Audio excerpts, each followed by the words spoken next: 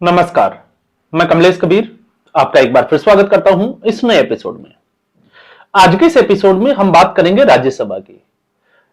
इस साल 2026 में कुछ राज्यों में चुनाव होने वाले हैं, तो साथ में ही राज्यसभा की कुछ सीटों पर यानी कि हम कहें तो 71 सीटें खाली होने वाली है। अब जब 71 सीटों की हम बात करते हैं तो उसमें लगभग 30 सीट जो है वो भारतीय जनता पार्टी की होगी। लेकिन भारतीय जनता पार्टी के लिए चिंता का विषय इसलिए नहीं है क्योंकि इस बार सीटें बढ़ने वाली है।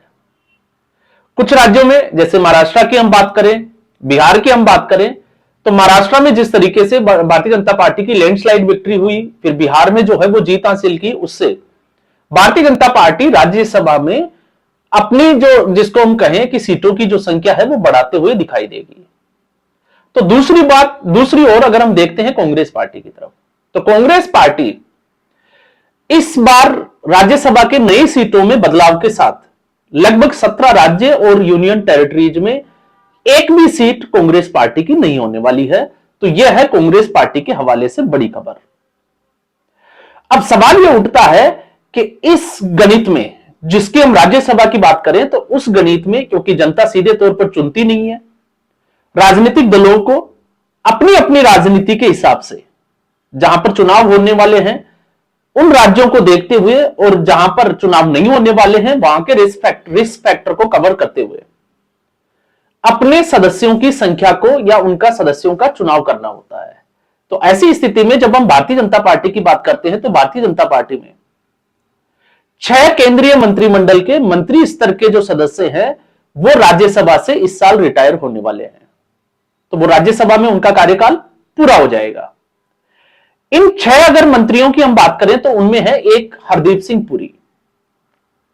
हरदीप सिंह पुरी आपको पता ही होगा, इस वक्त जब एप्स्टीन फाइल्स का एक मुद्दा अमेरिका में उठा था, उसकी 3 लाख के आसपास दस्तावेज जारी किए गए थे, उस वक्त भारतीय जनता पार्टी को नरेंद्र मोदी की सरकार को घेरने के लिए गोदी मीडिया ने एक नैरेटिव बनाने का प्रयास किया था जिसमें हरदीप सिंह पुरी का, क्योंकि उनको मेल के जरिए एक इनविटेशन मिला था, इस बहाने घेरने का प्रयास किया गया था।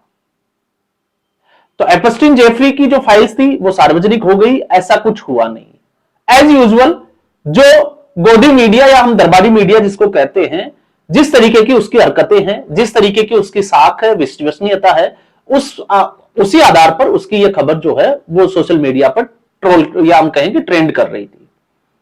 तो हरदीप सिंह पुरी के अलावा अगर आप देखोगे तो बीएल वर्मा, इसके अलावा रामनाथ ठाकुर, रवनीत सिंह बिट्टू जो पंजाब से कांग्रेस पार्टी छोड़कर भारतीय जनता पार्टी में आए थे, उनको राज्यसभा का सांसद बनाया था। उनका टेन्योर, उनका कार्यकाल भी जो है वो 2026 में खत्म होने वाला है। इसके अलावा जॉर्ज कुरियन और रामदास अठावले आपको पता होगा, जो बाबा साहब भीमराव अंबेडकर की या हम कहें कि उसी तरीके की राजनीति जो है वो करते हुए नजर आते हैं और हमेशा देखा है कि राज्यसभा में ठाके लगवाते हुए भी नजर आते हैं रामदास अठावले। तो उनका भी कार्यकाल पूरा हो रहा है। अब ऐसी स्थिति में इससे एक अंदाजा लगाया जा सकता है कि क्या केंद्रीय मंत्रिमंडल में फेरबदल के आसार है, क्योंकि ऐसा संभव है।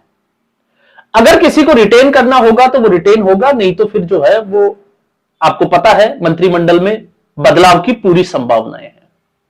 इसके अलावा आपको पता ही है बाकी की जो सीटें हैं, और बाकी की जब सीटों की हम बात करते हैं तो इसमें अहम जो कड़ी होगी, जिस पर नजर होगी, वो है उत्तर प्रदेश। क्योंकि उत्तर प्रदेश से अकेले अगर हम देखें तो 10 सांसद रिटायर हो रहे हैं। एक भारत के पूर्व सीजेआई रंजन गोगोई जो मनोनीत सदस्य थे, उनका कार्यकाल भी इसी साल जो है वो मार्च में खत्म होने वाला है। अब ऐसे में सवाल उठता है विपक्ष के ऊपर, क्योंकि जब हम विपक्ष की बात करते हैं तो विपक्ष में कौन से ऐसे नेता है जो राज्यसभा में जिनका कार्यकाल पूरा हो रहा है, तो उसमें सबसे बड़ा नाम आता है मल्लिकार्जुन खड़गे का। कांग्रेस पार्टी का बड़ा चेहरा, कांग्रेस पार्टी के राष्ट्रीय अध्यक्ष।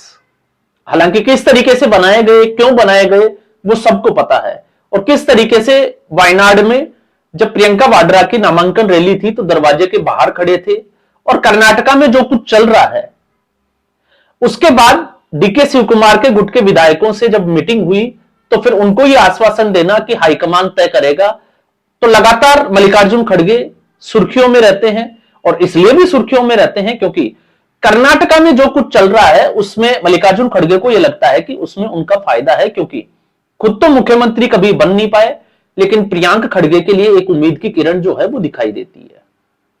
और जिस तरीके से अभी एक सर्वे आ रहा है, उस सर्वे का क्या आधार है नहीं है वो भी हम जो है वो अगले वीडियो में जरूर चर्चा करेंगे। तो अब सवाल यह उठता है कि मल्लिकार्जुन खड़गे का कार्यकाल पूरा हो रहा है, तो क्या मल्लिकार्जुन खड़गे अब राज्यसभा में दिखाई नहीं देंगे? तो स्थिति क्या है पहले हम उसको समझ लेते हैं। कर्नाटक में 3 नई सीटों पर चुनाव होने वाला है, तो आप समझ सकते हैं कि मल्लिकार्जुन खड़गे रिटेन होने वाले हैं, इसमें कोई शक और शंका नहीं है। क्यों? क्योंकि एक वो दलित समुदाय से आते हैं और दूसरे कांग्रेस पार्टी के राष्ट्रीय अध्यक्ष है, और तीसरा जो है वो उनकी उम्र का तकाजा। और इससे अच्छा राष्ट्रीय अध्यक्ष कांग्रेस पार्टी को मिल नहीं सकता, तो आप समझ सकते हैं कि संभावनाएं पूरी है कि मल्लिकार्जुन खड़गे वापस चुनकर आ जाएं। लेकिन इसके अलावा 2 सीटों के ऊपर कांग्रेस पार्टी नए चेहरों के ऊपर दांव खेल सकती है, जिसकी पूरी संभावनाएं दिखाई देती है। अब हम आते हैं दूसरा सबसे बड़ा चेहरा दिग्विजय सिंह, और इससे भी बड़ी बात यह है कि जिन लोगों का हम नाम ले रहे हैं, जिनके ऊपर हम जो है वो विश्लेषण कर रहे हैं, वो सारे के सारे अच्छे स्तर के वक्ता और राजनीति में जिनकी गहरी पकड़। तो दिग्विजय सिंह की स्थिति यह है कि मध्य प्रदेश से आते हैं, कार्यकाल पूरा होने वाला है, लेकिन यहां पर दिग्विजय सिंह की रिटेन होने की कोई संभावनाएं दिखाई नहीं देती है। एक, जिस तरीके से लगातार वो राहुल गांधी कांग्रेस में बदलाव के लिए एक के बाद एक सार्वजनिक प्लेटफॉर्म पे ट्वीट करते हुए नजर आते हैं, राहुल गांधी की नीतियों को कोसते हुए दिखाई देते हैं। तो दिग्विजय सिंह को सजा मिलना तय है, इसलिए भी है क्योंकि महाराष्ट्र में कांग्रेस पार्टी का क्या वर्चस्व है यह आप सबको पता है। तो दिग्विजय सिंह ये जो है वो आखिरी साल था, और इसके बाद दिग्विजय सिंह शायद राजनीति में, भारतीय राजनीति में उस तरीके से दिखाई नहीं दे जिस तरीके से उनको जाना जाता है। और दिग्विजय सिंह पहले के समय में अगर हम देखें 2002 से जब हम बात करते हैं, अभी शंकराचार्य स्वामी अभिव्यक्तेश्वरानंद के जो गुरु थे स्वरूपानंद महाराज, उनकी अगर हम बात करें तो उसी वक्त से जिस तरीके से एक तरीके से बीजेपी और आरएसएस को कमजोर करने के लिए सोनिया गांधी के साथ मंच शेयर करना, उस पूरी घटनाक्रम का जो है वो सूत्रधार जो है वो दिग्विजय सिंह थे। और उसके बाद में भगवा आतंकवाद की थ्योरी जो शुरू की गई वो भी मध्य प्रदेश की उसी जगह से की गई और उसी समय की गई जब दिग्विजय सिंह के हाथों में कांग्रेस पार्टी की कमान हुआ करती थी। लेकिन अब जो बदला वो आपके सामने है। फिर आते हैं गुजरात। भले ही कांग्रेस पार्टी भारतीय जनता पार्टी को हराने के लिए गुजरात मॉडल को क्रेक करने की बात करती हो, गुजरात में अहमदाबाद में अधिवेशन करके बारात के घोड़े, लंगड़े घोड़े, रेस के घोड़ों का जिक्र करती हो, लेकिन संगठन स्तर पर आज भी इतने समय के बाद, फरवरी के बाद से अब तक जब हम 10 महीने की बात करें तो कांग्रेस पार्टी ने कुछ खास जो है वो किया नहीं है। तो शक्ति सिंह गोयल जो गुजरात से राज्यसभा के एकमात्र सांसद हुआ करते थे कांग्रेस पार्टी के, अब वो राज्यसभा में दिखाई नहीं देंगे और कांग्रेस पार्टी से एक भी सदस्य गुजरात से जो है वो राज्यसभा में नहीं आने वाला। फिर आते हैं अभिषेक मनु सिंह भी। अभिषेक मनु सिंह भी लग रहा था कि आम आदमी पार्टी राज्यसभा भेज सकती है, लेकिन स्वाति मालीवाल ने इस्तीफा नहीं दिया था। तो स्वाति मालीवाल का प्रकरण सबको याद है, और अभिषेक मनु सिंह भी को उसके बाद में हिमाचल प्रदेश से वो चुनाव हारे, राज्यसभा में नहीं जा सके, तो तेलंगाना से राज्यसभा में भेजा गया। अब अभिषेक मनु सिंह भी क्यों इंपॉर्टेंट है? क्योंकि इस देश में अभिषेक मनु सिंह भी और कपिल सिब्बल दो ऐसे जिसको हम कहें कि वरिष्ठ अधिवक्ता है सुप्रीम कोर्ट के, जिनका ताल्लुक एक राजनीतिक दल से है। अब ऐसे में आप जो है वो पक्षपातपूर्ण रवैया जो है, या हम कहें कि एक तरफा वकील जो काम करता है, वकालत करता है, या फिर सरकार के खिलाफ, सरकार के विरोध में जो है वो सुप्रीम कोर्ट में खड़ा होना, वो आप समझ सकते हैं इन दोनों की मानसिकता। दूसरा, बार एसोसिएशन की जो रूल बुक है उसको ताक पर रखना, क्योंकि कोई भी पार्टी या कोई भी राजनेता जो सैलरी स्लिप लेता है वो वकालत नहीं कर सकता, लेकिन ये दोनों वकालत करते हैं। अभिषेक मनु सिंह भी 2013 में एक वीडियो वायरल हुआ था किस तरीके से एक महिला के साथ आपत्तिजनक, और फिर उसके बाद में जज बनाने तक का जो है वो प्रलोभन। कपिल सिब्बल हर जो जिसको हम कहें कि राष्ट्र विरोधी जो भी सुप्रीम कोर्ट में मामले आए उनके वकील कपिल सिब्बल। तो कपिल सिब्बल राज्यसभा में समाजवादी पार्टी की तरफ से, और अभिषेक मनु सिंह भी, क्योंकि राजनीतिक दल की पैरवी करना उसके लिए जो है वो कानूनी लड़ाई लड़ना, तो अभिषेक मनु सिंघवी की जरूरत कांग्रेस पार्टी समझ सकती है। इसलिए हिमाचल से जब वो चुनाव हार गए तो उनको तेलंगाना से वापस जो है वो राज्यसभा भेजा गया।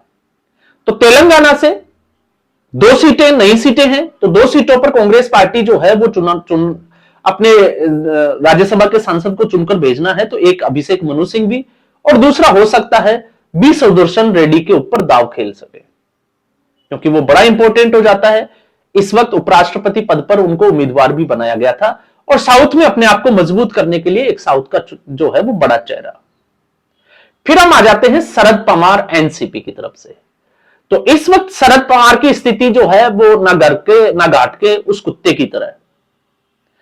इससे पहले हम वीडियो में जो है वो शरद पवार की पूरी जिसको हम कहें कि कुंडली की बात कर चुके हैं। कोई उम्मीद नहीं है, क्योंकि विपक्ष के गठबंधन के ऊपर, क्योंकि अलायंस जो है वो उन पर निर्भर करता है कि शरद पवार का आगे का राजनीतिक भविष्य क्या है। और इस वक्त संभावनाएं कम है, क्योंकि अजीत पवार, ये हम कह सकते हैं कि अजीत पवार के साथ आने से शायद शरद पवार को यह लग रहा हो कि शरद पवार राज्यसभा में वापस आ जाएंगे। अब अजीत पवार, वीडियो में हमने बात की थी कि बारामती में जो आर्टिफिशियल इंटेलिजेंसी का जो सेंटर है शरद पवार के नाम से, उसका उद्घाटन समारोह, और उसमें गौतम अडानी के साथ अजीत पवार का कार में बैठकर आना, रोहित पवार का ड्राइविंग करना, और फिर उसके बाद शरद पवार सुप्रिया सुले के साथ मंच शेयर करना। तो ऐसी स्थिति में कांग्रेस जो है वो इनके साथ आ जाए, इसकी संभावना कम है। लेकिन एक बार फिर उम्मीद जगी है महाराष्ट्र की राजनीति में कि अजीत पवार और शरद पवार एक साथ आ सकते हैं। तो उस लिहाज से हम कह सकते हैं कि शरद पवार राज्यसभा में सांसद के तौर पर वापस आ सकते हैं। इसके अलावा जो है वो कोई ऑप्शन एनसीपी शरद पवार के पास बचता नहीं है। फिर आता है प्रियंका चतुर्वेदी, शिवसेना का बड़ा चेहरा, जिसकी संभावनाएं बहुत कम नजर आती है, क्योंकि इस वक्त राज ठाकरे और उद्धव ठाकरे एक साथ आने की वजह से कांग्रेस पार्टी अब साथ नहीं है। तो यहां पर प्रियंका चतुर्वेदी शायद अब जो है वो देखने को नहीं मिले, और पर्याप्त सीटों का जो गणित है वो उद्धव ठाकरे शिवसेना के पास नहीं है। तो अब आता है राजस्थान। तो राजस्थान से नीरज डांगी, जिनका वापस आना नजर नहीं आता, जो कांग्रेस पार्टी को रिप्रेजेंट करते हैं राज्यसभा में। लेकिन अब सवाल यह उठता है कि कांग्रेस पार्टी को किन लोगों की जरूरत है जो नई सीटें हैं।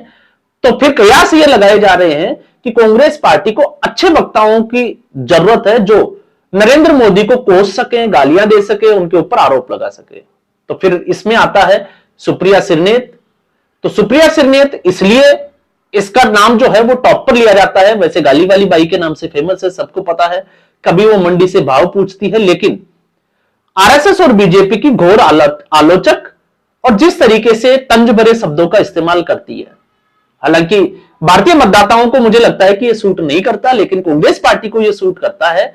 और सोनिया गांधी जो पूर्व राष्ट्रीय अध्यक्षा रह चुकी है कांग्रेस पार्टी की, उन्होंने जिस तरीके से सीबीएसई की मीटिंग में सुप्रिया सिरनेत की प्रशंसा की, उससे आप अंदाजा लगा सकते हैं कि सुप्रिया सिरनेत शायद राज्यसभा में आ जाए।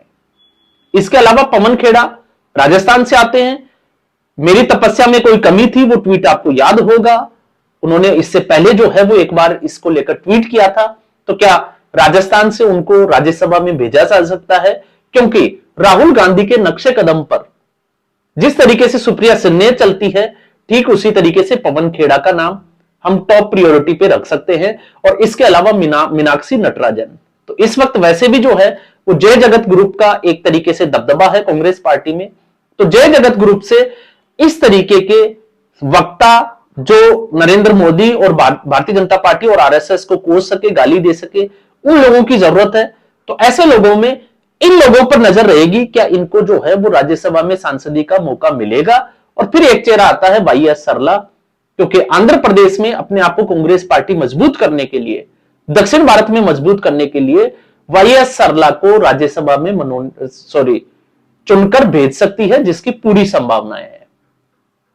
तो अब 2026 का साल कुछ लोगों के लिए जो है वो पीड़ा लेकर आएगा, जिनको सजा मिलने वाली है, और कुछ लोगों के लिए मौका हो सकता है। और फिर उसके बाद में, क्योंकि ये आकलन जो है वो सिर्फ और सिर्फ कांग्रेस पार्टी की जो रणनीति है और कांग्रेस पार्टी किस तरीके से सोचती है, उसी के आधार पर जो है वो हम इसका आकलन कर सकते हैं। तो आज के एपिसोड में बस इतना ही। उम्मीद करूंगा वीडियो एपिसोड आपको पसंद आया होगा। वीडियो को लाइक करें, शेयर करें, चैनल जरूर सब्सक्राइब करें। धन्यवाद।